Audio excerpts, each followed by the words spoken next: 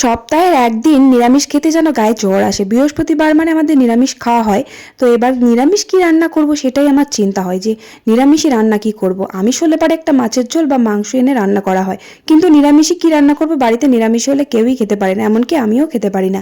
তো কি আর করা যাবে, রান্না তো করতেই হবে। তো সকাল সকাল হাঁড়ি কড়াইটা মাটি দিয়ে ভাতটা ওদিকে বসিয়ে দিলাম।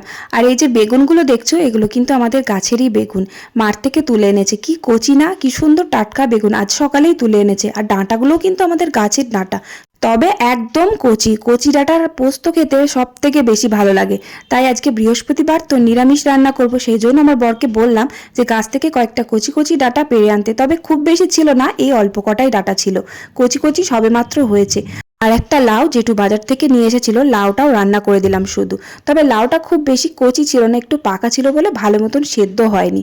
ভাত নামিয়ে কিন্তু দুটো নুনে দুটো কড়াই রান্না করে নিলাম, তাড়াতাড়ি হয়ে যাবে। ডাটা আলু পোস্ত আর ঝিঙে আলু পোস্ত, এই দুটো আমার ভীষণ ফেভারিট। আর কলাইয়ের ডালের সাথে পোস্ত জাস্ট ফাটাফাটি লাগে। আর সাথে যদি লম্বা লম্বা বেগুন ভাজা থাকে তাহলে বেশ ভালোই জমে যায়। তবে কিন্তু ছোট ছোট করে কেটেই বেগুনগুলো ভাজা করলাম। আর ওই যে কলাইয়ের ডাল করলাম, পোস্তর সাথে কলাইয়ের ডাল সব থেকে ফেভারিট আমার। যাই হোক, তারপর রান্না শেষ করে কড়াইটা মেজে ধুয়ে আমি ছাদে এলাম। ছাদে এসে জামা কাপড় কাচাকুচি করে আমি স্নান করে নিলাম। তারপর গুবলু সোনাকে খাইয়ে দাইয়ে আমিও খেতে বসলাম। আর মিনি ব্লগগুলো ভালো হলে অবশ্যই লাইক করে কমেন্ট করে দিও। টাটা।